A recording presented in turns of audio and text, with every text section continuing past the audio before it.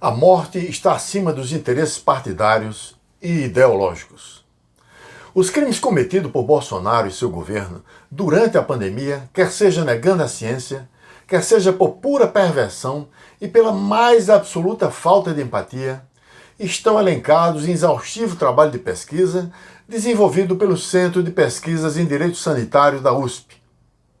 No debate, a professora Rossana Rocha Reis apresenta a metodologia e as conclusões desse trabalho, o qual, já traduzido para o inglês, foi distribuído para importantes instituições internacionais. O trabalho serviu também como importante subsídio para a Comissão da Covid no Senado. A Associação Brasileira de Juristas pela Democracia, a BJD, já avançou com processo contra Bolsonaro junto ao Tribunal Penal Internacional de Haia. Doutora Tânia Oliveira, uma das coordenadoras da instituição, faz brilhante exposição de como e por que Bolsonaro é acusado de crimes contra a humanidade. Após as apresentações, os membros do Instituto de Estudo e Pesquisa para o Fortalecimento da Democracia levantam questões sobre o tema, deixando mais evidente a culpabilidade de Bolsonaro. Convidamos você a se integrar nesta ação pela busca de justiça em tribunal internacional, uma vez que a Procuradoria-Geral da República, de forma disfuncional, se cala diante das atrocidades cometidas pelo presidente. No momento deste debate, final de agosto de 2021, o Brasil atingiu a macabra marca de 581 mil mortes em decorrência da Covid. Na sequência, Aécio Gomes de Mato coordena o debate. Doutora Tânia Oliveira, professora Rossana Rocha Reis e Cristóvão Buarque como comentador. Eu gostaria de que a gente pudesse começar com esse foco, com o seu foco sobre, não só sobre a denúncia em si, mas sobre o que motivou a denúncia, quais são as bases dessa denúncia e que sustentação tem. Quando a gente olha para a CPI hoje, eu, pelo menos, e outras pessoas com quem eu tenho conversado, ficam meio temerosos das consequências finais das conclusões da CPI, porque não vai à frente, entende, de uma questão de análise de corrupção que já é parte do nosso calendário permanente antes e depois de Bolsonaro. Então, a minha sugestão é que você comece e depois a gente vê como é que a gente acrescenta essas outras pessoas. Ok? Tudo bem, tudo bem. Boa noite novamente. Tem os microfones abertos, eu acho, fica vazando o áudio. Eu mesmo eu vou... Isso. Tá, obrigada, gente. Bom, boa noite novamente. Queria cumprimentar a todos na pessoa do Aécio, que me fez o convite, ela entrando aí, ó. Tereza Sara está na sala agora. E boa noite também, a única outra mulher aqui na sala agora, porque a Sônia, eu não sei se está, né? Estou vendo o nome, mas não sei se está de verdade na sala. Então, queria agradecer o convite para estar aqui novamente. Nós já tivemos uma discussão anterior,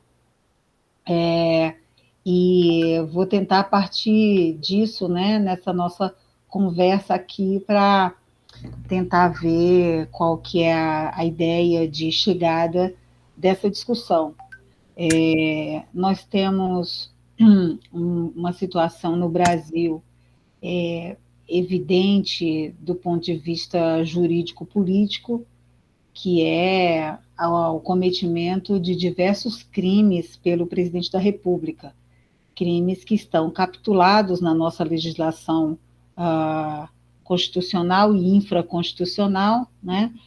Mas que não seguem adiante no sentido do ajuizamento de ação perante o Supremo Tribunal Federal, porque isso depende objetivamente da ação do Procurador-Geral da República. E mesmo hoje existem 3 inquéritos no Supremo Tribunal Federal contra o Jair Messias Bolsonaro, presidente da República, mas que foram, inclusive, impulsionados, 2 deles, sem a oitiva do Procurador-Geral da República, inclusive, que estão lá sob a alçada do ministro Alexandre de Moraes, e o terceiro com a ministra Rosa Weber, que é o que trata da questão da corrupção, lá da compra de vacinas, que foi, então, pedido pelo subprocurador-geral da República, Humberto Jacques de Medeiros, quando ela, ministra Rosa Weber, veio a público exigir que a Procuradoria-Geral da República se manifestasse, que não poderia ficar dando opinião, dizendo que tinha que esperar o resultado da CPI. Havia sido essa a resposta do Augusto Aras. Nós temos um Procurador-Geral da República que teve a sua aprovação no Senado na semana passada, por ampla maioria, portanto, reconduzido formalmente à Procuradoria-Geral da República. E no nosso modelo de ordenamento jurídico nacional, só o Procurador-Geral da República apresenta denúncia contra o presidente da República perante o Supremo Tribunal Federal, mesmo na hipótese de investigação sendo conduzida, como é o caso desses inquéritos. Diante dessa situação e da interposição já de centenas de representações perante a Procuradoria-Geral da República, todas arquivadas, é que a gente procurou, a Associação Brasileira de Juristas pela Democracia, apresentou no ano passado, que é a entidade de qual eu sou uma das coordenadoras nacionais, apresentou no ano passado uma representação ao Tribunal Penal Internacional, né? Dentro dessa premissa de que a competência do Tribunal Penal Internacional, como das cortes internacionais em geral, elas são complementares em relação à jurisdição penal nacional. Não penal nacional do Brasil apenas, penais nacionais de todos os estados-nação. As cortes internacionais, elas só têm competência no caso do Estado-membro ser omisso quanto à sua obrigação de investigar ou de punir, ou se não tiver meios de julgar e punir os culpados. É quando vem a competência das cortes internacionais. E aí eu já fiz a narrativa anterior para dizer como é que a gente fundamentou a superação da jurisdição interna. Não é que já tenha sido julgado e sido ineficaz ou inócuo, ou aqui no Brasil, os crimes do presidente da República, que na verdade não tem como um tribunal julgar, porque nós temos uma autoridade central, que é o Procurador-Geral da República, que promove o arquivamento sucessivo de todas as denúncias que lhe são encaminhadas. Então, nós temos um imobilismo patente do Procurador-Geral da República, mesmo depois de oferecidas essas numerosas aí representações, e a despeito dos gravíssimos fatos narrados, né? Então, está configurada a hipótese de ausência de vontade do Estado, né? O Estado, nesse caso, representado pelo PGR, de conduzir uma investigação ou procedimento criminal. Então, nesse caso, está legitimada a atuação do Tribunal Penal Internacional. Do ponto de vista da questão de direito, como é que a nossa fundamentação jurídica ela encontra guarida na legislação internacional, a gente tem que, aqui, do ponto de vista do ordenamento jurídico interno, o Bolsonaro ele cometeu diversos crimes que estão capitulados desde a Constituição Federal até o Código Penal, né? E, assim, nós temos, para tratar especificamente das denúncias, dessas denúncias, já são 4 denúncias, né? Teve a da BJD, depois teve uma do PDT, depois teve de um grupo de advogados, a gente falou disso da outra vez, agora, hoje, a notícia de que o MBL, né, o Movimento Brasil Livre, está encaminhando também uma denúncia acusando Jair Bolsonaro de genocídio por causa da pandemia também. Então, a gente tem um link com a legislação internacional dos diversos crimes que existem aqui no nosso Código Penal.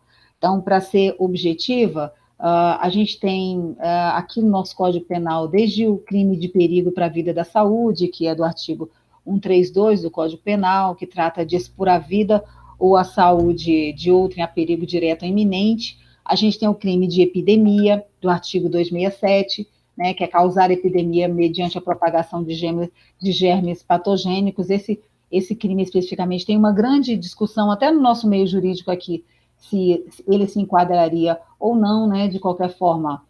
a epidemia é a contaminação em escala aí de uma doença acidental e passageira, e existe aí o núcleo do tipo penal que pressupõe que o agente ele causa a epidemia. É por isso que existe uma grande discussão se o Bolsonaro estaria ou não incluído nesse tipo penal em específico. Agora, a gente tem o crime de infração de medida sanitária, né, preventiva, que é infringir determinação do poder público. Eu estou tentando ler aqui para dizer exatamente como é que é o tipo penal para vocês. É infringir determinação do poder público destinada a impedir introdução ou propagação de doença contagiosa. Nisso aqui, não tem a menor dúvida que ele incidiu, porque, inclusive, as sucessivas saídas dele à rua, ele infringiu determinação dos poderes públicos dos estados, inclusive teve multa decretada por diversos governadores aí nas andanças dele, sem máscara e provocando aglomeração desde o início da pandemia, acentuada, inclusive, em período mais recente. E como é que isso tem conexão com os crimes que são regidos aí pelo Tribunal Penal Internacional?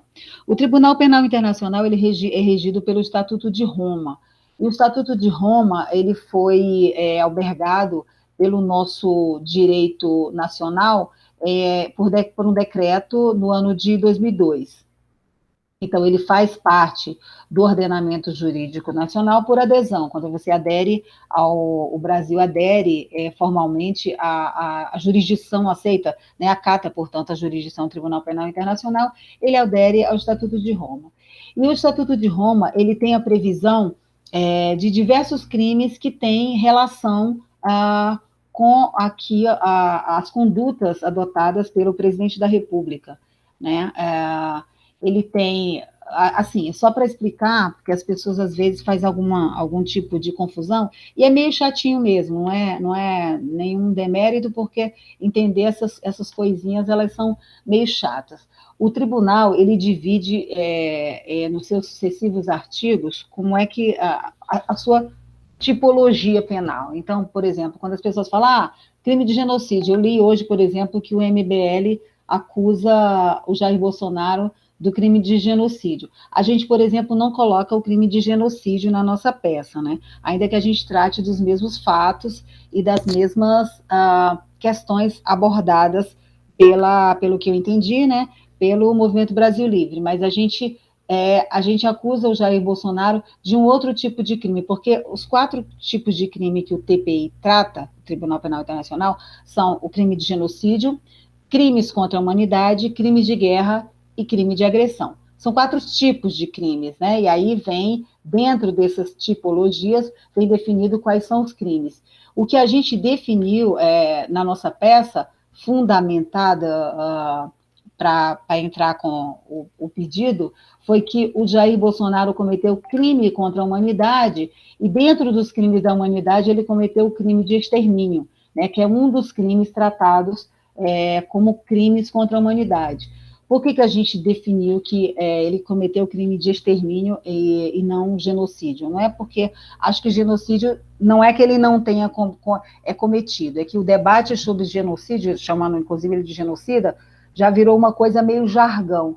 Então a gente acabou fundamentando, digamos, menos, porque existe um enquadramento muito preciso, na nossa opinião, no crime de extermínio. O próprio Estatuto de Roma, ele prevê, para efeito da tipificação do extermínio, a sujeição intencional a condições de vida, como privação de acesso a alimentos, medicamentos, com vista a causar alguma destruição ou parte da população.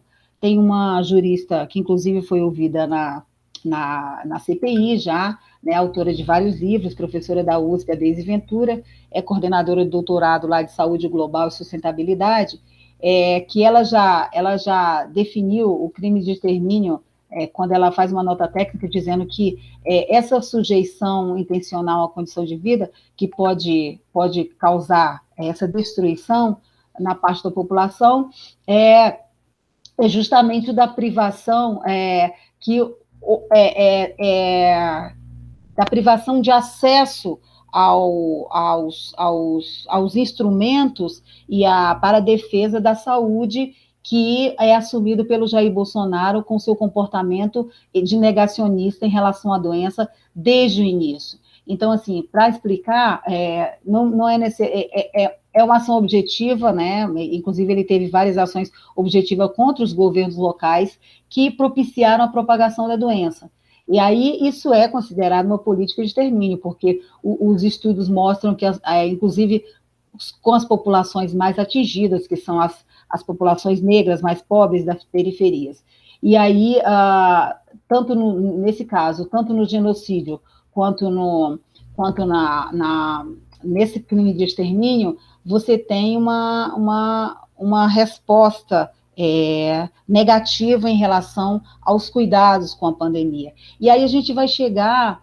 Bom, deixa eu só concluir uma coisa. O Estatuto de Roma, ele deixa muito claro que não é preciso haver uma guerra, nem um conflito armado, para que se pratique um crime contra a humanidade, diferente do que muita gente acaba entendendo, né? A tentativa tanto de genocídio como de extermínio, ela é punível pelo Estatuto sem que sequer precise ser consumado, basta a intenção. Agora, a gente, para chegar lá na CPI, que já foi tanto falado aqui, a Comissão Parlamentar de Inquérito, eu acho que ela acabou atirando no que viu e acertando no que não viu, para usar um jargão popular. Por quê? Ela começa exatamente para tentar averiguar todo esse conjunto de atos que caracterizam omissão e que caracterizam negligência ou ineficácia do governo federal em relação à pandemia da Covid-19. Mas, primeiro, a primeira conclusão que a CPI chega, que ela não esperava chegar, é exatamente de que, na verdade, não havia uma negligência, havia uma intencionalidade. E aí existe, a gente faz essa narrativa na nossa peça de adendo agora, diversos estudos e uma sequência de atos formais mesmo do governo, e que conjugadas, inclusive, com vários discursos proferidos pelo Jair Bolsonaro, que demonstra que havia uma intencionalidade de promover a tal da imunidade de rebanho, né? Não pela vacina, como é o correto que a ciência prega, né? De que é preciso haver um número X de pessoas imunizadas na sociedade para que o vírus pare de contaminar e de circular. Mas havia uma intencionalidade do governo Bolsonaro de fazer isso pelo modo natural, contaminando a maior parte de pessoas. E aí existe uma sequência tem um estudo muito, muito interessante da USP, com a Conectas Direitos Humanos, onde eles fazem essa narrativa de passo a passo da conjugação de atos por decretos e portarias do governo federal, com os discursos que eram proferidos, atos e ações mais de propaganda, enfim, sequenciadas do Jair Bolsonaro, que demonstram como isso era calculado.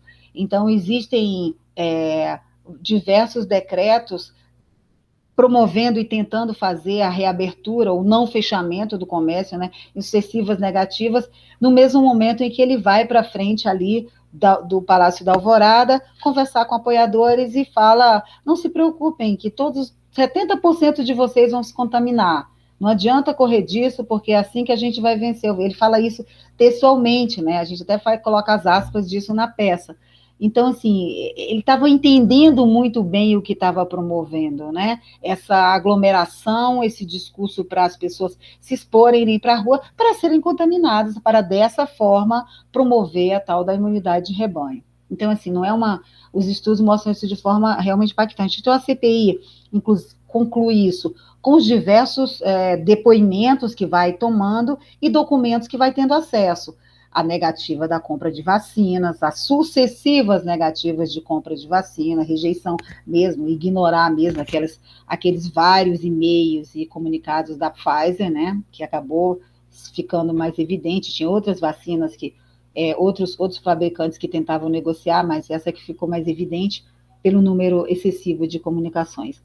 Então, essa primeira conclusão que a CPI consegue chegar da imunidade de rebanho de forma natural, sendo promovida pelo governo federal.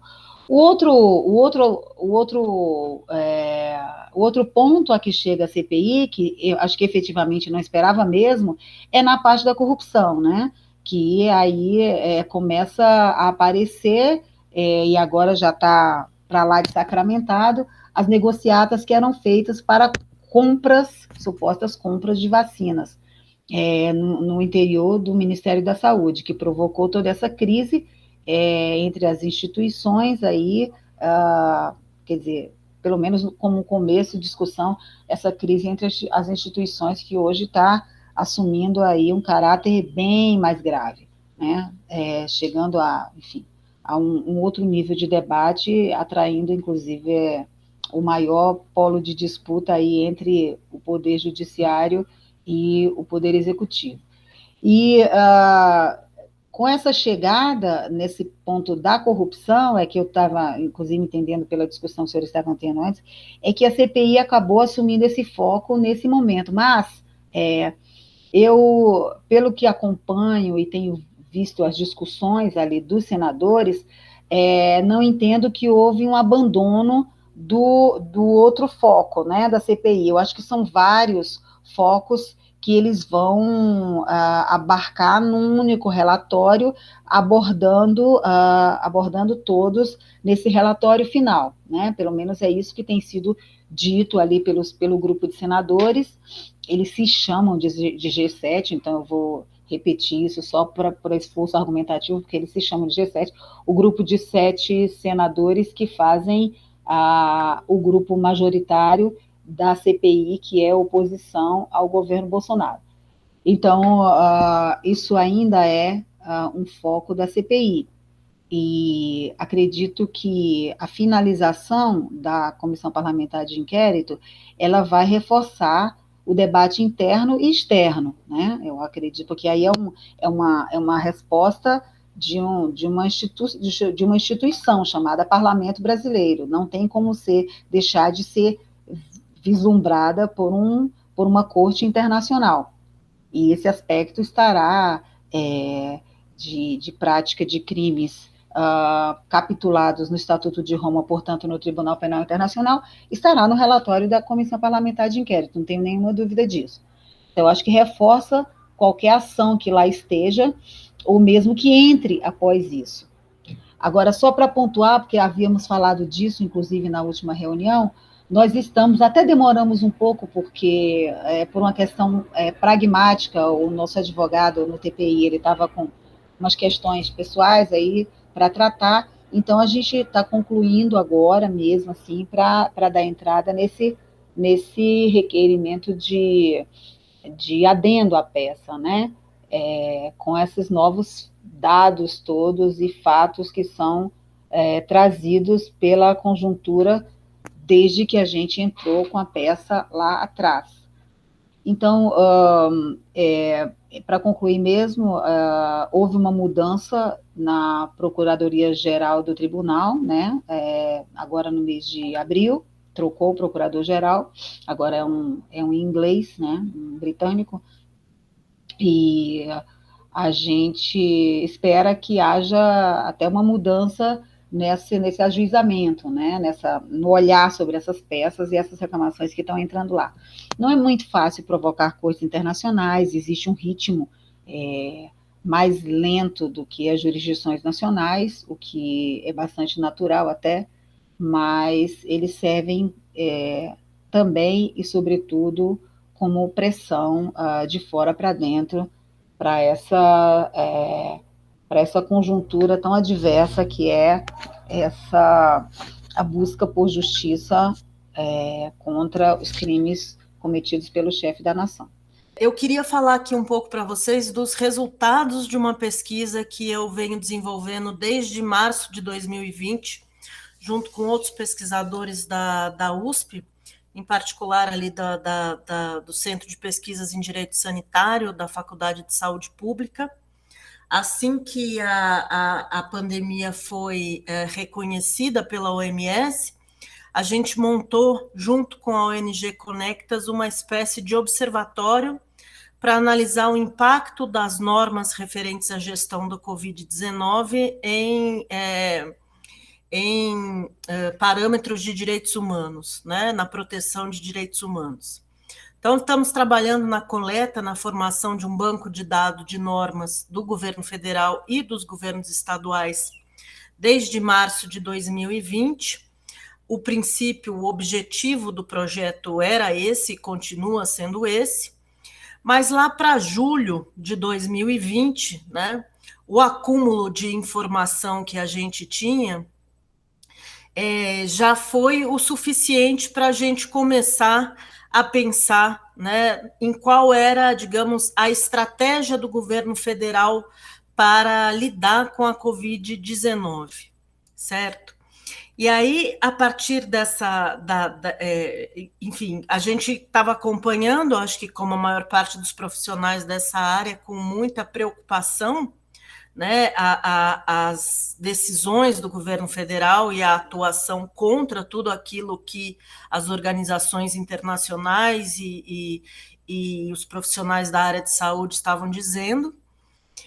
Então, a gente decidiu, enfim, sistematizar, né, o conhecimento que a gente tinha adquirido ao longo dessa pesquisa, tanto sobre os atos normativos do governo federal, como sobre os atos de governo, né, as decisões referentes, por exemplo, à relação com os governos estaduais. E numa terceira linha que eu particularmente me dediquei com mais intensidade, uma coisa que nós chamamos de propaganda contra a saúde pública, todas as vezes que o governo, seja pela figura do presidente ou de outras autoridades, atuou, né, no sentido de deseducar, né, promover comportamentos, enfim, contrários à proteção da saúde pública, desacreditar o SUS, desacreditar as vacinas, falar sobre tratamentos que não existiam, enfim, todas essas, o conjunto da obra, digamos assim, né?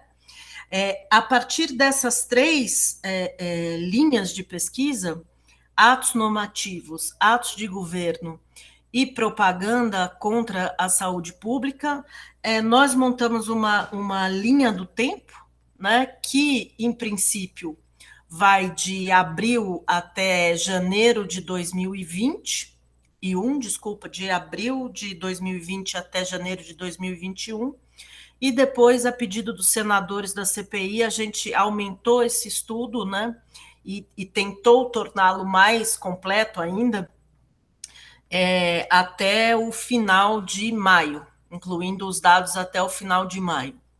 É um banco de norma de mais de 3.500 normas, né, e a gente inseriu nessa pesquisa todas as lives do presidente e uma boa parte das manifestações em outras ocasiões, e o que salta aos olhos nessa linha do tempo é a coesão, a coerência das ações do governo. Quer dizer, eu acredito que o que tornou essa pesquisa, em certo sentido, conhecida, né, influente ali em janeiro, foi a demonstração de que não se tratava de incompetência, não se tratava de negacionismo simplesmente, embora possa envolver o negacionismo, não se tratava de um mau governo, mas se tratava de uma estratégia intencional, e isso é muito importante quando a gente for discutir a dimensão criminal da atuação do governo, é uma estratégia intencional de disseminação do vírus, né, sob a premissa de que essa disseminação provocaria aquilo que o governo, enfim, que o governo tomou emprestado aí da literatura da epidemiologia, né, e chamou de imunidade de rebanho, certo?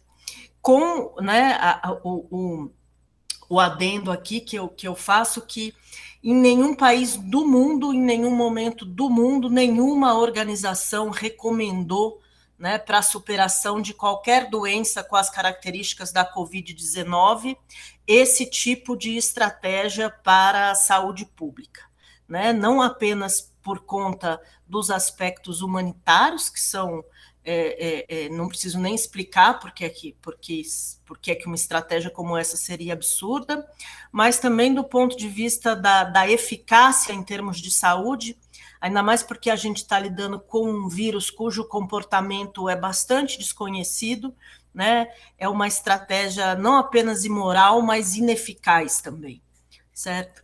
Então, a nossa ideia, né, o que para a gente ficou claro ali e que a gente quis mostrar com a estratégia de exposição, foi que havia, sim, um projeto de governo que estava sendo executado sistematicamente, que havia coerência entre o que o governo falava e o que o governo fazia, né? E que essa estratégia ela não foi, digamos, amenizada ou modificada em momento nenhum, né? Uma coisa importante dessa pesquisa, em termos do rigor metodológico, é que em nenhum momento a gente está ali falando em causalidade, porque causalidade é uma coisa que só os epidemiologistas podem demonstrar. Ou seja, se houve relação, né, entre o número de mortos e contaminados que a gente tem e as escolhas políticas do governo federal. O que a gente está demonstrando ali é intencionalidade, ou seja, o governo sabia o que ele estava fazendo e fez e executou esse projeto, né, mesmo com todas enfim, os problemas de uma estratégia como essa. Então, a questão para a gente ali foi intencionalidade, certo? A outra coisa também que eu acho que é importante dizer sobre a metodologia da pesquisa, além dessa questão da intencionalidade, é que a gente foi, enfim, selecionando, né, as partes que iam compor isso daí, tanto em termos dos critérios normativos, como em termos do que compõe ali a propaganda contra a saúde pública, a partir de descritores neutros, né? A gente utilizou a nossa plataforma e jogou algumas palavras ali e encontrou, eu acho, um conjunto de dados que é bastante elucidativo em si mesmo, né? Não tem ali eu diria até que em termos de técnica de pesquisa, não é nada muito sofisticado, a gente não fez grandes abstrações, não usou grandes fórmulas, o que salta aos olhos ali é justamente a força do conjunto da obra, do governo, né? Não da nossa obra. É uma coisa realmente bastante impressionante, né? O que mais seria importante dizer nesse sentido? Não sei, eu acho que eu cheguei aqui tão corrida desse acidente que não sei se eu falei depressa demais, enfim, se a gente pode deixar para discussão aqui, mas acho que o importante era passar, enfim, o relatório está aí, está disponível, é público, já foi utilizado, inclusive, em várias denúncias contra o presidente, tanto no âmbito da Procuradoria-Geral da República, como no âmbito do Tribunal Penal Internacional, né? Enfim, a gente continua trabalhando, não houve nenhuma inflexão na estratégia do governo, continua exatamente igual. Não sei, desculpa, gente, estou aqui ainda um pouco na correria aqui do... Ok, Rosana, eu acho que meia hora. Eu acho que a gente pode continuar e certamente vão haver algumas questões. Eu apenas chamaria a atenção para a articulação entre uma fala jurídica da doutora Tânia e a sua fala científica. A articulação entre essas duas referências são importantes. Talvez a gente pudesse ouvir agora o professor Cristóvão, que, pela informação que tem aqui, é irmão de Sérgio Buarque, né? E também já foi governador, já foi uma série de outras coisas, mas no começo do nosso assunto aqui, levantaram o nome de Sérgio como irmão de Cristóvão. Estou levantando agora o nome de Cristóvão como irmão de Sérgio. Então, gostaria de ouvir, talvez, o lado político dessa questão entre a justiça e a ciência que foram colocadas aí? Primeiro que, nesse caso aí, do Sérgio e eu, a ordem dos fatores não altera o resultado. Pode botar um para um lado ou outro para o outro. Segundo, que essa relação político e técnico, eu ia exatamente fazer a Rosana a pergunta, o que é que ela sugere que a gente faça com o relatório. Mas eu vou dar uma sugestão do relatório do conjunto da obra até aqui. O que é que nós hoje temos interessados nesse assunto?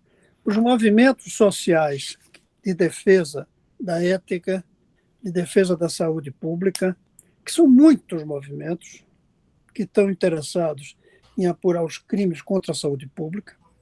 Nós temos esse grupo que saiu melhor do que se esperava da CPI da Covid, que de fato está chegando à conclusão e daqui a 15 dias solta o seu relatório com acusações muito sérias do ponto de vista de genocídio e do ponto de vista de corrupção também, se beneficiando da crise para ganhar dinheiro, propinas, ou facilitando a vida de empresários intermediários ou produtores de vacina. Então, nós temos os movimentos sociais de saúde, nós temos esse movimento político simbolizado e centralizado na CPI, que ainda não se expandiu para todo o Senado, eu não entendo por quê, talvez pela própria Covid, que não deixa esse pessoal estar circulando muito.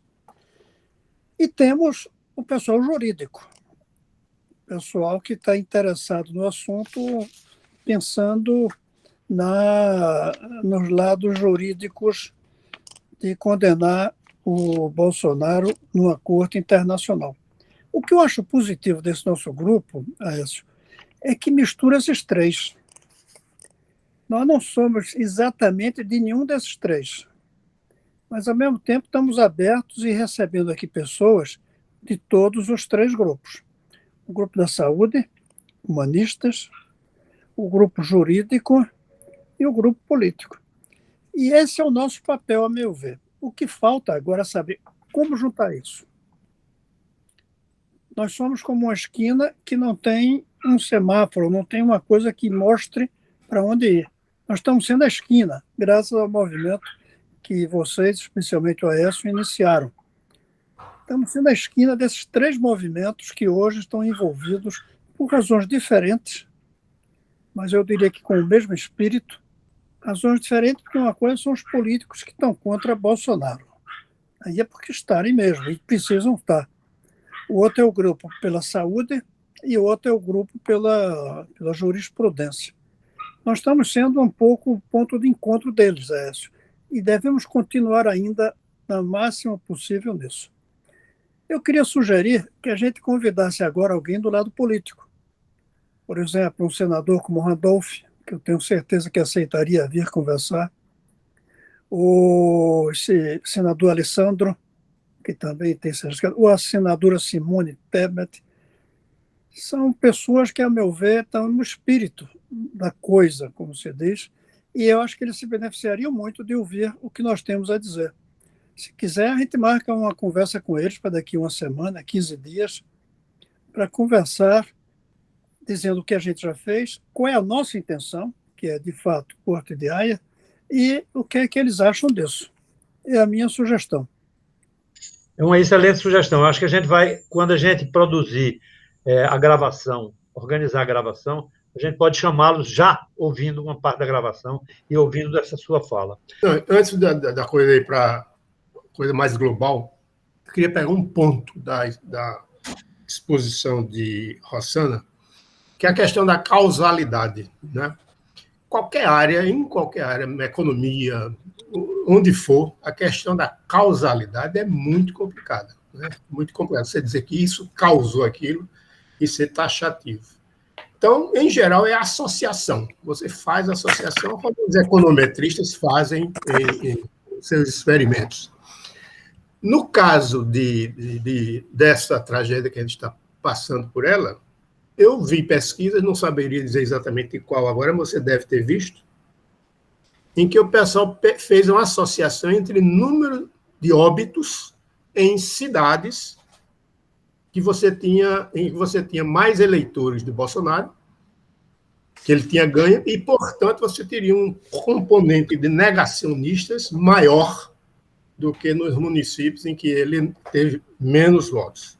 Então, é uma associação clara. Você não pode chegar... Você precisaria do epidemiologista para pensar em falar em causalidade. Mas você pode pensar em associação entre as duas coisas com alguma probabilidade de você estar acertando uma coisa. Então, esse tipo de exercício pode ser feito. Causalidade é melhor a gente esquecer, porque nunca vai provar. Era só uma observação. Alguém mais? Alguém mais quer dizer alguma coisa? Diga. Eu queria lembrar que a epidemiologista Pasternak, eu não estou lembrado do primeiro nome dela, mas ela está sempre aí na mídia, né? Natália Pasternak. Natália Pasternak. Quando ela estava na comissão da Covid, ela citou um artigo de algum cientista brasileiro que publicou na revista Nature, que provava estatisticamente que de cada 5 mortes, 3 poderiam estar associadas à forma como o governo tratou, como o governo negligenciou. Eu acho que a gente tem que pegar essa parte dessa literatura técnica para consolidar isso. Não sei se você já tem isso. Klaus, Desculpa. Como somos poucos, eu acho que a gente poderia fechar o círculo e passar a palavra de volta para a Tânia e para a Rossana e para a Cristóvão. Deixa eu abrir aqui. Abriu. Alguém me chamou? Alguém me provocou? Eu provoquei. Muito bem. Professoras, é o seguinte, eu sou um rábula do interior do estado de Vitória de Santo Antão. Então, quando fala em tribunal de Haia, eu penso assim, um negócio descomunal. Chega lá, né? E eu imagino um pouco a processualística, como deve demorar, né? A gente aqui no Brasil tem uma justiça mais ou menos morosa. Eu fico impressionado. Mas se eu fosse advogado de Bolsonaro, vamos fazer um filmezinho, um teatrinho. Se eu fosse advogado de Bolsonaro, eu entrava com uma preliminar, doutora. Preliminar de inimputabilidade. Outro dia eu estava lendo um livro sobre as leis fundamentais da estupidez humana. E são 4 leis. Uma lei diz assim, uma pessoa estúpida é uma pessoa que provoca perdas enquanto não obtém nenhum ganho para si mesmo e para outras pessoas. Quer dizer, ele consegue ser enquadrado nas leis da estupidez humana. Então, ele é um inimputável. Eu espero que o julgamento seja concluído e ele não vá para uma penitenciária, vá para um hospital psiquiátrico. Nós estamos diante não é isso extrapola o fato penal, extrapola a maldade, extrapola tudo. Você é ruim intrinsecamente, e ruim não, estúpido. Então eu tentaria, eu entraria com a inimputabilidade, mas torcendo para que essa inimputabilidade se transformasse numa prisão perpétua, num lugar assim que tenha aqueles tratamentos avançados da psiquiatria, como aquele choque na cabeça, aquela coisa de camisa de força, entendeu? Então, para concluir, eu não tenho pergunta para fazer, porque, como a Ali disse, sou um rábula da água. Acho que o fato é um fato importantíssimo, político, porque tem um efeito, um efeito grande. É importante que esse cidadão seja colocado neste elenco, até porque eu sou um neto, bisneto, trisneto de Auschwitz, não estou dizendo isso para sensibilizar, eu sou judeu, e minha mulher é judia, e meus filhos são judeus, etc, etc, etc. Então, de genocídio eu não entendo, minha família foi salva do genocídio. Mas esse cidadão ele está enquadrado nas 4 leis da estupidez humana. Isso é um livro de Carlos Cipolla. É o fundamento. Ele diz assim, todo mundo subestima sempre, inevitavelmente, o número de estúpidos que existem no mundo. Então, eu acho que é um caso de absoluta estupidez, refoge ao sistema penal, não é? Refoge a tudo isso, é um caso clínico gravíssimo, e eu acho que o lugar dele o Tribunal Penal deveria reconhecer isso e mandá-lo para um hospital psiquiátrico de fórum internacional. Acho que esse é o lugar dele. Zé Arlindo, tem alguma coisa? O que Cristóvão disse, propor encaminhar a moção do Cristóvão de trazer aqui alguma liderança política que vai fazer o link entre essa pesquisa da USP, excelente, eu acho que é uma pesquisa bastante consolidada, porque ela tem começo, meio e fim, pelo que eu notei, e com o que já existe aí na área jurídica do movimento que Tânia participa, e incorporar, porque, na verdade, essa ação ela tem mais um efeito de divulgação. Ninguém se arvora de achar que isso vai ter resultados práticos, mas ela é mais um elo na cadeia de descaracterizar o governo, ou caracterizar o governo como algo nocivo à nação, nocivo à população. É isso que esses movimentos chegam, porque não é o tribunal de Haia não vai chegar. Eu nunca fui muito afeito a esse lado, mas eu estava fora, vi um pouco a questão da guerra da Bósnia. É impressionante a lentidão com as coisas se processam. Lá teve genocídio formal, explícito. A Europa estava a 2 horas de distância da Bósnia, 2 horas de distância de avião, e passaram praticamente mais de um ano sem nenhuma ação, nem política, nem militar, nem jurídica. É isso. Mas eu acho que o nosso prosseguimento é pela área política, é tratar com os nossos aliados, com as pessoas que trabalham no campo da gente, e aí trazer alguém, pode ser um pernambucano, pode ser Ok. Ok. Tibério. Olha, o meu pai foi Rábula de Quipapá, então meu contato. Verdade. Quipapá, o Gustavo é mais cosmopolita, porque Quipapá... Que maravilha, também. Já é cosmopolita. Então, meu conhecimento jurídico é parquíssimo, né? Não tenho quase nenhum. Mas eu vi um consultor jurídico de Pesqueira, muito amigo nosso aqui, Everardo Maciel. O Everardo, uma vez me falou, eu achei que o louco não era o Bolsonaro, o louco era ele. Mas depois eu comecei a desconfiar que tinha certo sentido. O Everardo defendia há 1 ano e 3 meses a figura da interdição do Bolsonaro. Eu indago a Tânia Oliveira se juridicamente é possível se entrar com um pedido com a interdição de um presidente da República. Nós não temos precedente na nossa história. Já tivemos um maluco na presidência da República, né? Lá nos anos 20, mas era um louco saudável, um louco que não causava tanto dano ao país. Quer dizer, o Bolsonaro, ao contrário, é um louco deletério, extremamente perigoso. Eu indago se juridicamente é possível alguma iniciativa nesse terreno ou não. Só para acrescentar, tivemos outro também, chamado Jânio da Silva Quadro. Sim. Louco de todo gênero. Isso. Bom, o Collor também não era lá muito... Não, esse eu fui prefeito com ele.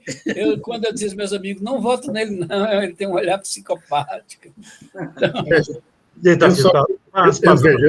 Eu só queria o seguinte, da exposição de Rossana, eu acho que tem uma coisa muito importante. Quando ela fez toda a descrição, passou o filme na minha cabeça. É o que é mais visível. A descrição feita pela pesquisa... Impressionado com a estrutura da pesquisa. Com a pesquisa documental, repassou todo o filme. Eu acho que é completamente... entra no foco da coisa. Eu acho que é mais importante do que a Arlindo está enfatizando aí. Eu acho que é o ponto, sabe? Porque genocídio, por exemplo, Bósnia, Ruanda e o Holocausto judeu, isso é muito claro que é genocídio. Essa coisa do Bolsonaro, por essa outra caracterização, você chega a algo bem concreto. E é pesado. Quer dizer, o que ele está fazendo, claramente, é ofensivo à saúde, é ofensivo à sociedade. E você pode fazer uma associação, e aí pega, como eu reforço o que João Rego falou, de você se documentar com algumas pesquisas quantitativas que foram feitas, não no sentido de causalidade, mas no sentido de associação, e tem um peso grande. Eu acho que essa via, para mim, eu achei ótima essa linha de estudo que vocês fizeram. Essa equipe lá. Bom, quer dizer alguma coisa, não? Quer acrescentar alguma coisa? Não, eu apenas repetiria aquela pergunta que eu fiz para a Tânia, que a comissão disse, se a PGR não levar adiante, eles vão levar para o Tribunal de Haia.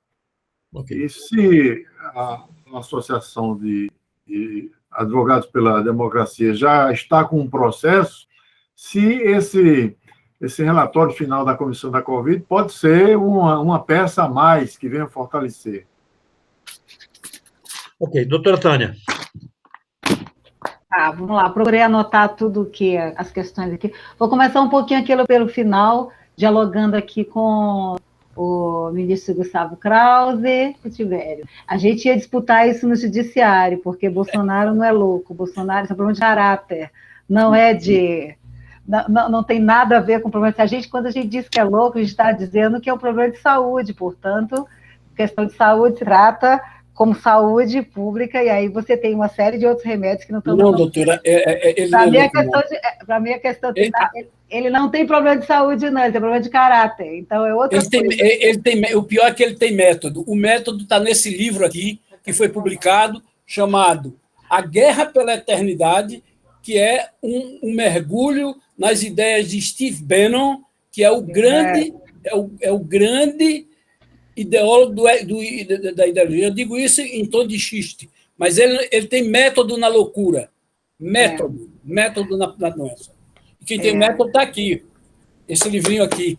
É A Luta pela Humanidade, de Benjamin Teitelbaum. Está aqui dentro a natureza do que eles chamam de tradicionalismo, que é o que alimentou Olavo de Carvalho e o que alimentou esse povo todinho que está aí. Eles sabem onde querem chegar.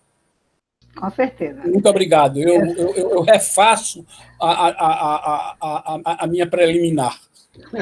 Certinho. Eu continuo achando que é uma questão diferente de problemas que podem ser objeto de interdição. Inclusive, para falar para os senhores, é por isso que eu estou conversando no final, só para emendar o que já foi dito agora, o Jair Bolsonaro já não só apenas pode, como já sofreu vários pedidos de interdição, um muito recente feito pelo PDT, inclusive, né? Pedidos de interdição que depende, novamente, de uma ação do Procurador-Geral da República, que é, pelo nosso ordenamento jurídico interno, a única autoridade que pode apresentar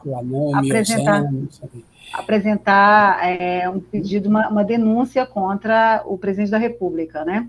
Mas os pedidos de interdição já foram feitos, e, enfim, acho que, do ponto de vista jurídico, isso, inclusive, é ruim na minha análise, porque a gente acaba desviando o foco da intencionalidade ou da omissão, mesmo que seja por omissão criminosa, dos atos que ele pratica com o presidente da República.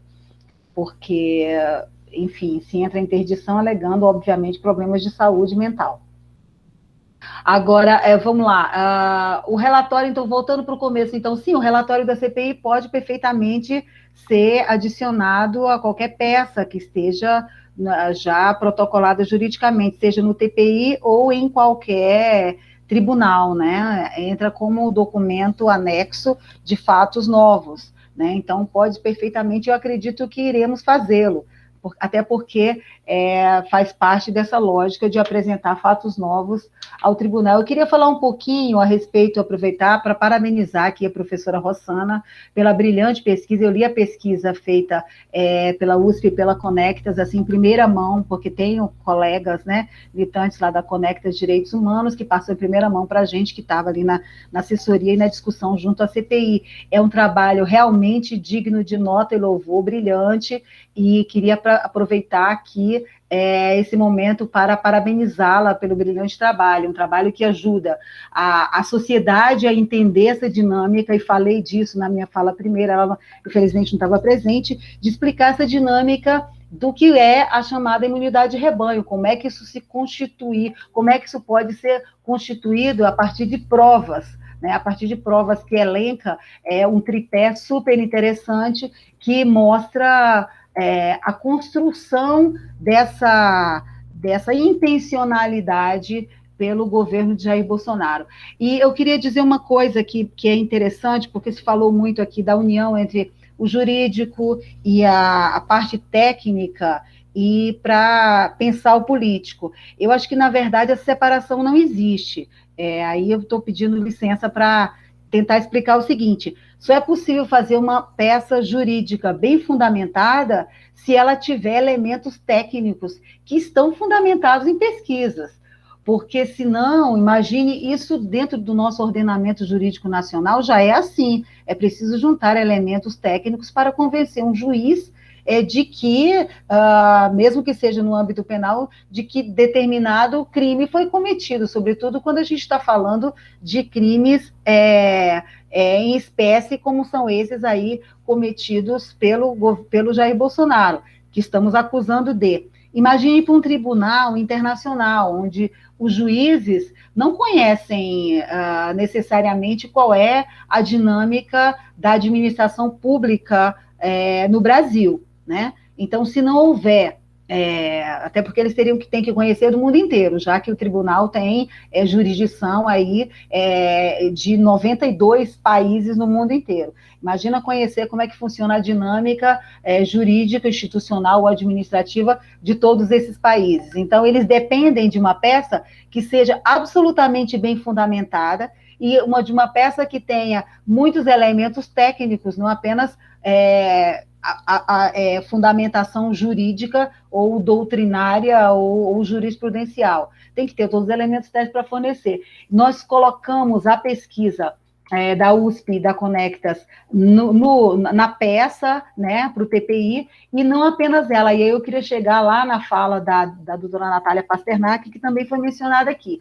A gente tem a pesquisa da Faculdade de Saúde Pública da USP com a Conectas, nós temos uma pesquisa feita pelo Grupo Alerta, que chama Mortes Evitáveis por Covid-19 no Brasil, que é elaborada com o apoio do Instituto Brasileiro de Defesa do Consumidor, IDEC, e da Oxfam no Brasil. E aí a gente tem a participação de diversas entidades que vão desde a Anistia Internacional até a SBPC, né? E esse estudo, ele estima, é um dos que tem essa estimativa aí, já que se falou tanto em causalidade, né? Ele estima que cerca de 120 mil vidas, isso no momento em que foi produzido, poderiam ter sido poupadas no primeiro ano da pandemia no Brasil, se o país tivesse adotado de maneira mais firme e ampla as medidas preventivas. Aí eles trabalham com essa que a gente chama genericamente de demanda reprimida, né? Como é que isso poderia ter sido evitado diante da adoção de medidas?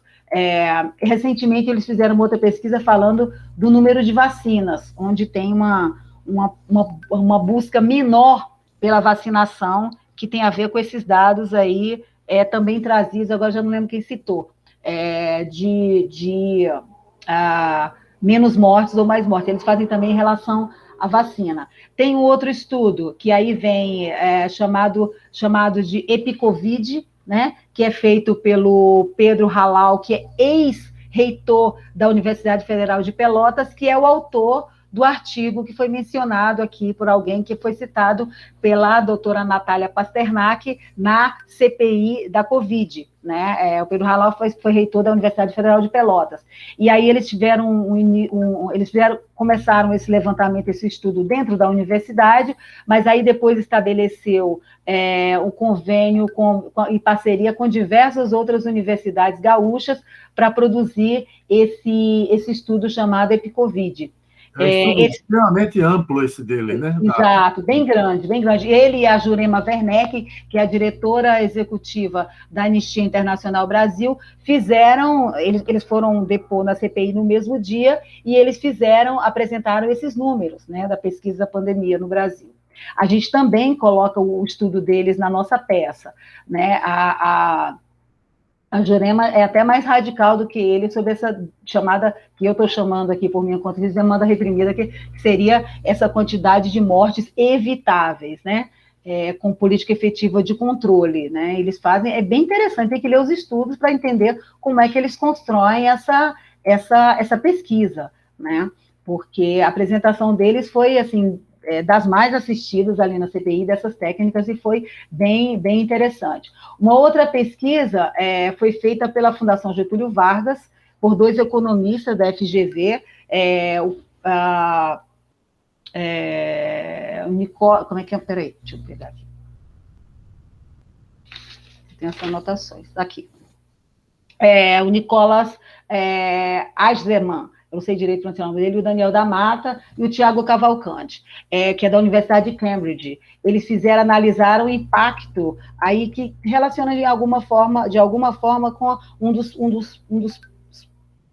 sustentáculos da pesquisa da USP também, que é o impacto das palavras e ações do Bolsonaro sobre o comportamento das pessoas, né? Como cada discurso que ele dava impactava em determinados locais do país para as pessoas começarem a reagirem a isso e andarem sem máscara, e saírem mais, e realizarem festas, e que provocou a intensificação da pandemia nesses lugares, né? E que contribuiu diretamente com, enfim, o aumento da contaminação e das mortes naqueles lugares.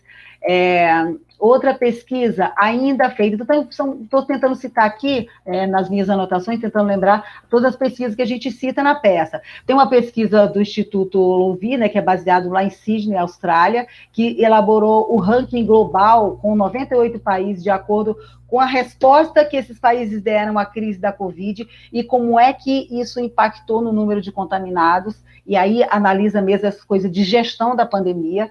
Tem uma nota que é produzida pelo pessoal do IPEA, né, é o Instituto, enfim, de Economia Aplicada, o IPEA, que mostra como é que a pandemia foi tratada e como a ausência das medidas do distanciamento social impactaram no número de contaminados.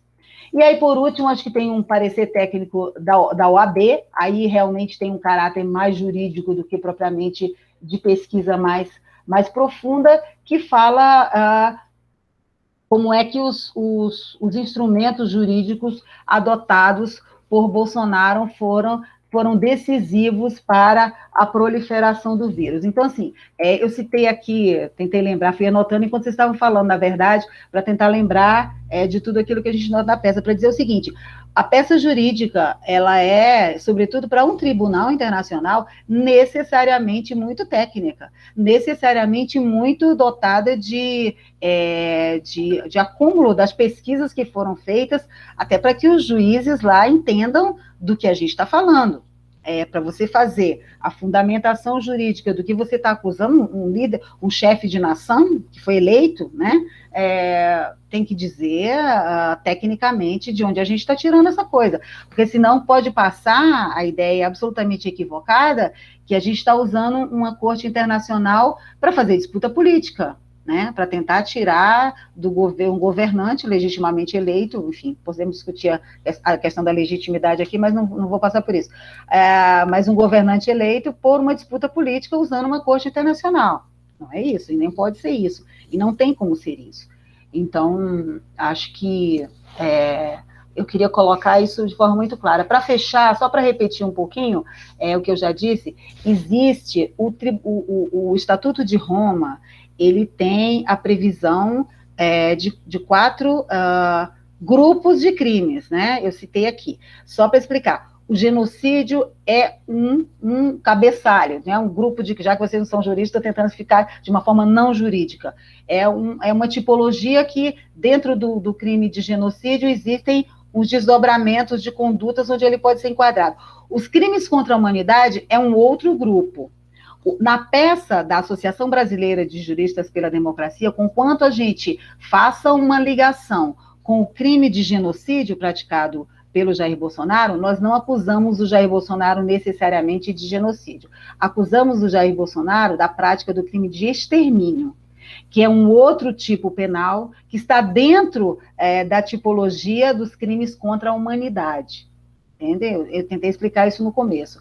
E a gente tem toda uma fundamentação do crime de extermínio, da forma como ele é tratado, inclusive na jurisprudência do Tribunal Penal Internacional, e de como ele é tratado na jurisprudência de outros países que já demandaram o TPI nesse mesmo crime, né?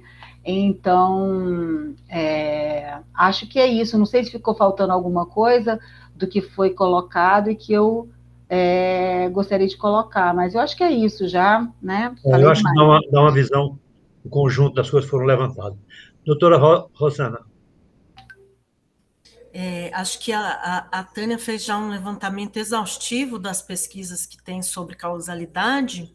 Sobre esse tema, eu só acrescentaria que a gente está trabalhando também com um grupo de epidemiologistas que tem usado o nosso banco de dados para fazer. Eles fizeram um artigo que já foi publicado, eu posso passar para vocês depois, que é um artigo, digamos, uma pesquisa teste que eles fizeram no Ceará, tentando correlacionar medidas quarentenárias e a variação nas contaminações e nas mortes.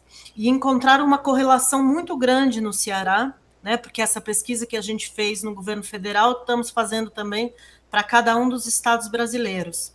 E aí a ideia, né, desse epidemiologista que trabalha conosco é mostrar essa correlação e como ela existe de uma forma forte através dessa comparação entre estados. No caso da nossa pesquisa em particular, a gente achou tão importante fazer essa delimitação muito específica, né, de intencionalidade, primeiro porque eu trabalho com um grupo de juristas, né, a Tânia deve conhecê-los, e havia essa preocupação, né, de que do ponto de vista, digamos, de um conjunto probatório, aquilo que a gente conseguisse fosse absolutamente sustentável dentro de um conceito, que é o conceito de intencionalidade.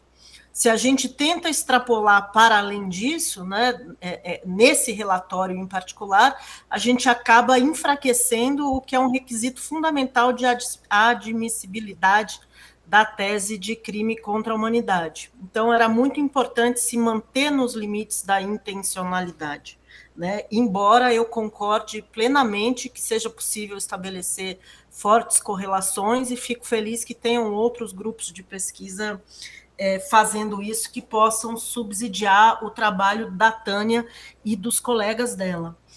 Em relação às ações que a gente pode fazer a partir de um relatório como esse, bom, a gente está mais ou menos fazendo tudo que a gente pode fazer, né? E eu gostaria só de salientar que eu acho que a possibilidade de apresentar o trabalho em Haia, de apresentar, desculpa, a denúncia em Haia, é importante também do ponto de vista político internamente, né? É um mecanismo de pressão.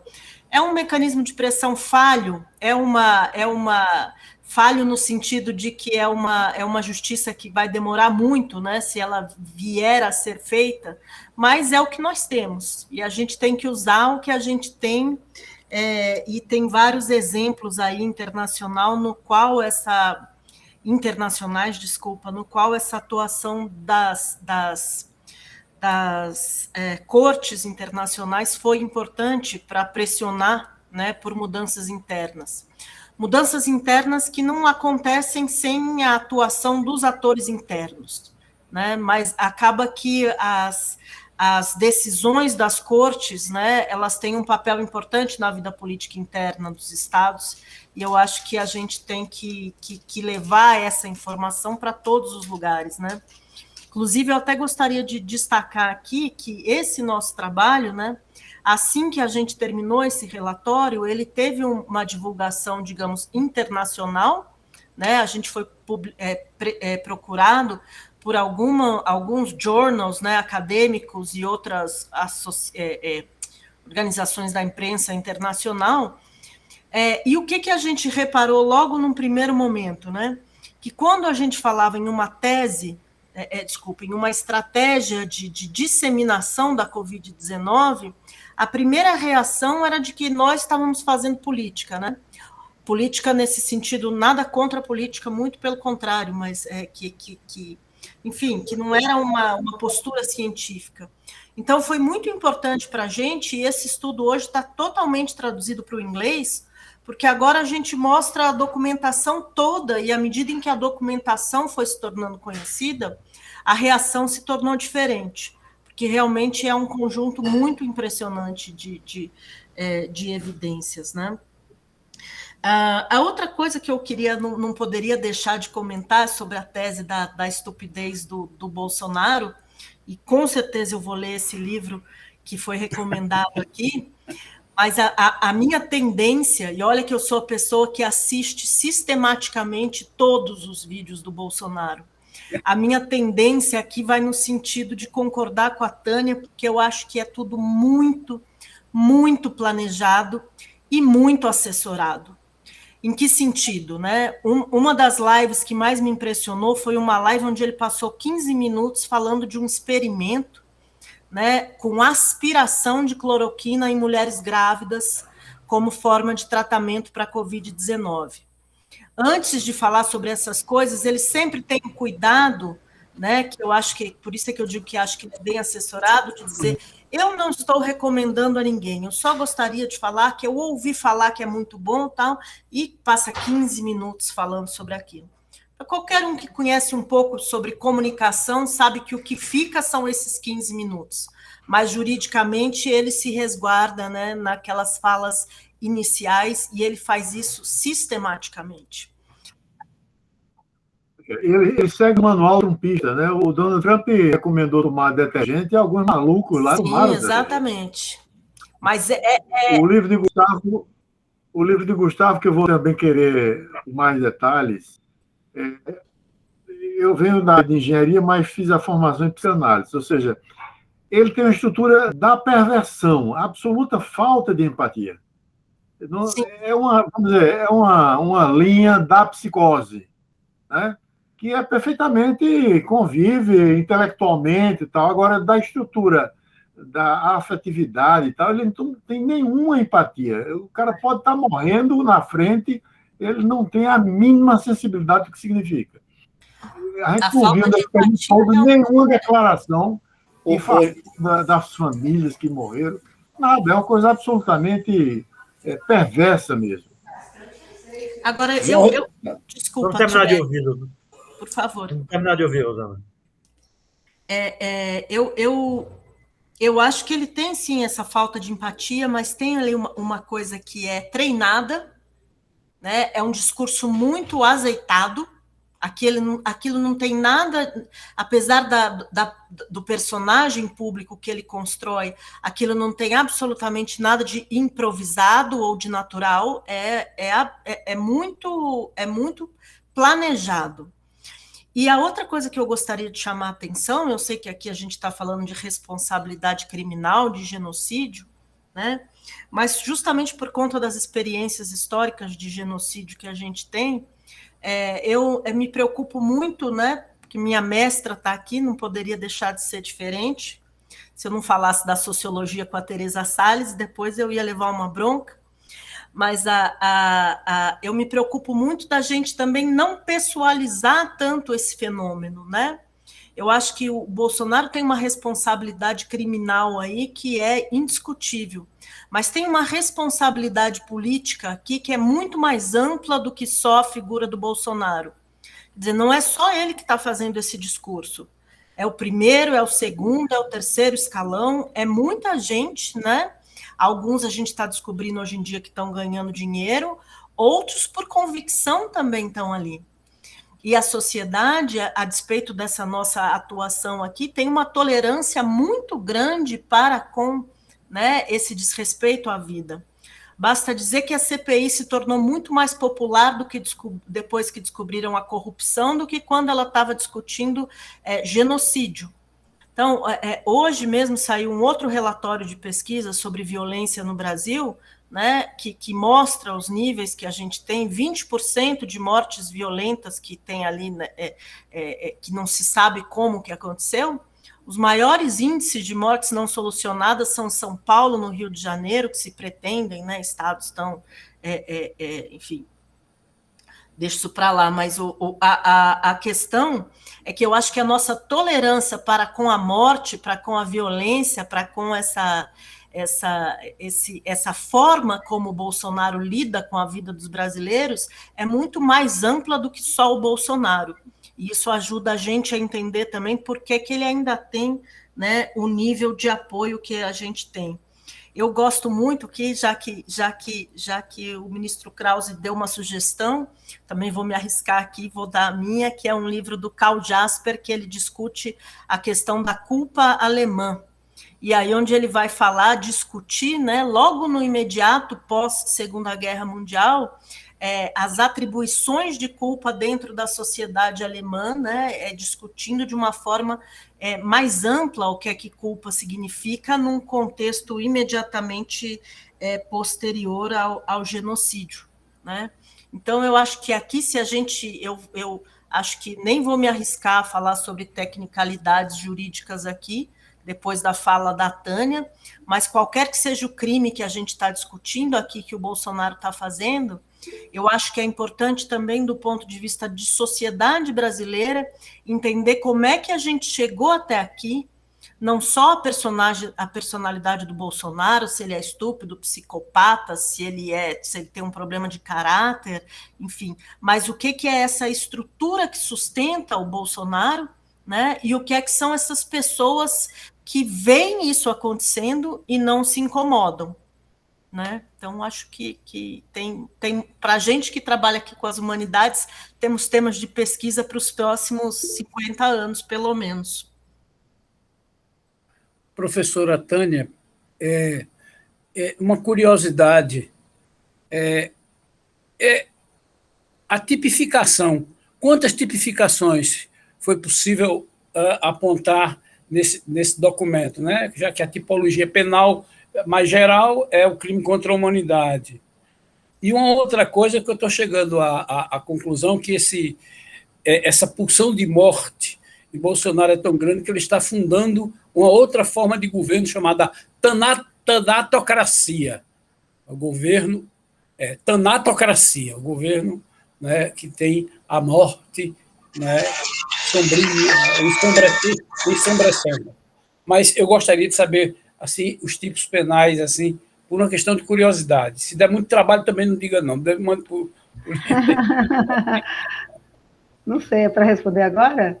Se puder, alguns tipos penais. Crimes contra a humanidade. É o grande tipo penal. São quatro grandes tipos penais. Genocídio. Tá. Dentro desses tipos penais, aí existem subtipificações, né? Tem. Então, os 4 grupos de tipos penais da competência do Tribunal Penal Internacional são crime de genocídio, é o primeiro, crimes contra a humanidade, crimes de guerra e o crime de agressão. São esses 4, a tipologia geral, que aí desdobram em alguns crimes. O crime que nós acusamos na nossa peça da BJD, o Bolsonaro de crime de extermínio, que é um dos crimes contra a humanidade, né? Os crimes contra a humanidade são homicídio, extermínio, escravidão, deportação, deixa eu olhar, porque senão posso esquecer. Deportação, prisão, tortura, agressão sexual, tem uma lista enorme. A gente acusa de extermínio. E justifica porque extermínio. Ele é vinculado a diversos crimes, eu até citei aqui no começo, dentro do nosso Código Penal, né? Aí é isso. Vincula a diversos crimes dentro do nosso Código Penal, para dizer por que a gente o enquadra no crime de extermínio, né? E aí alguém até citou aqui a doutora Natália Pasternak, e eu cito também a professora Deise Ventura, porque ela faz uma fala muito contundente, fala no sentido geral, né? Escreve, tem texto, produziu artigo também, e discutiu isso longamente já, com relação a esse crime específico cometido pelo Jair Bolsonaro. Então, para resumir, é isso. A gente acusa ele de crime contra a humanidade, especificamente o crime de extermínio. Muito obrigado, professor. Muito obrigado. Veja, eu gostei muito da forma como vocês conduziram a discussão. Acho que não se trata de separar jurídico do científico, do político, mas se trata de, cada vez mais, dar força a isso. E eu acho que essa iniciativa nossa ela pode dar uma pequena contribuição, que é transformar um debate desse, que é de alto nível, que só poucas pessoas têm acesso, numa coisa que pudesse ser mais divulgada. Como foi filmado, a gente vai tentar montar uma gravação com os principais assuntos e divulgar isso mais que der. Antes de divulgar, a gente vai passar para cada um de vocês fazer um comentário e uma crítica, eventualmente, se quiser acrescentar ou tirar alguma coisa do que está montado. Eu gostei muito, acho que a gente vai avançar. Não é a última vez que a gente se encontra, vamos nos encontrar outras vezes e vamos provavelmente trazer outras pessoas também para acrescentar nesse papo que vai se montando.